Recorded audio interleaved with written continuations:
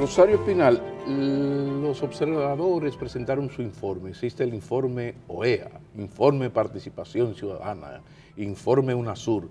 Yo ahora, en la entrada de este programa, exijo, suplico, ruego el informe Espinal del proceso electoral.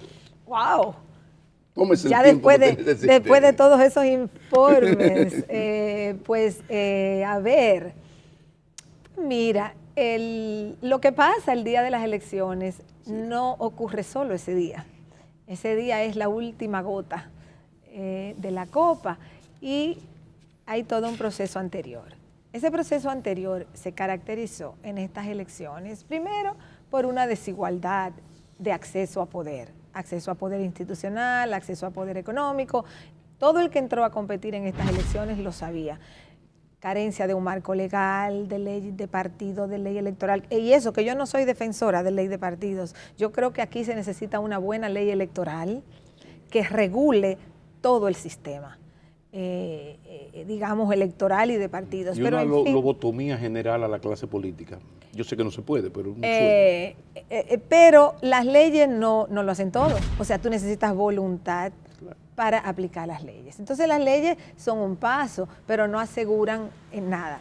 Ahora bien, ¿cómo llegamos a que estas elecciones fueran tan desigual? Bueno, llegamos ahí porque en los últimos 12 años el PLD se ha dedicado a construir poder, a forjar poder para seguir en el poder. Y ellos están embarcados en esa tarea, como cualquier partido quisiera hacerlo. Y del lado de la oposición, ellos se han embarcado en los últimos 12 años en fragmentarse, en enfrentarse, en reducir su poder político y encima de todo eso, en ir totalmente divididos a un proceso electoral donde había un contrincante muy fuerte a enfrentar. Con esas inequidades que has mencionado. Exacto, que todos los participantes lo sabían.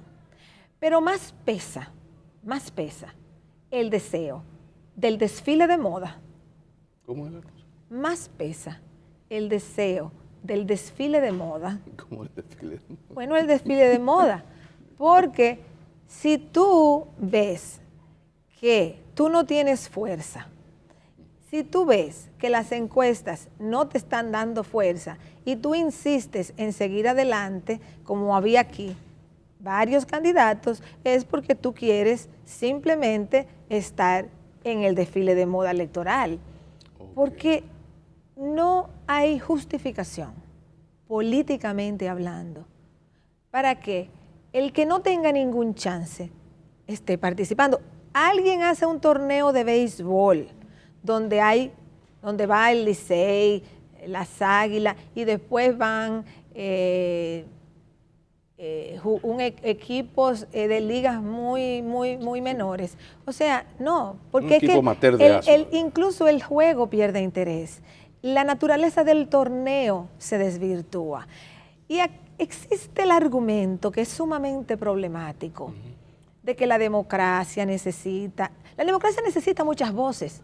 De todos nosotros, la democracia necesita. Pero con calidades. Pero las elecciones no son el momento de la multiplicación de opciones, porque el electorado no tiene ni siquiera el interés de escuchar 5, 6 o 10 cosas diferentes, o lo mismo de la boca de 5, 6 o 7 candidatos diferentes. La población necesita que se le articulen opciones. Eso es como que los estudiantes tengan un curso y vengan 10 maestros al mismo tiempo a darle clases. ¿Tú te imaginas qué van a hacer los estudiantes? No, los estudiantes necesitan oír 2 o 3 voces. Claro. Pero además los resultados de estas elecciones muestran eso de una manera casi cruel. O sea, el 97% de los que votaron lo hicieron a Danilo. Y en el 2012 fue igual. Fue igual. Y pero en además, el 2008 fue igual. Pero además, salvo ellos dos y Guillermo Moreno, que quedó en uno cercano al 2, nadie llegó al 1. Estamos hablando de candidatos de 0.33, 0.44. Pero hay una cosa interesante. La oposición, no importaron los reclamos, no se unió para hacer que era lo único que daba alguna posibilidad de vencer al PLD. No se unió, no valieron los reclamos, peticiones, exigencias. Sin embargo, de repente, ahí están los resultados, fruto, entre otras muchas cosas, de esa no unidad, de ese no frente. Entonces, de repente, sí se unen para quejarse por una derrota que ellos, al no unirse antes, propiciaron. Se la propiciaron también. Explícame las razones de tanto atraso político en un país que, por ejemplo, en términos turísticos está adelante, un empresariado del país líder en producción, en el Producto Interno Bruto, en crecimiento económico. Eso lo hacen unos empresarios fajados generando riquezas.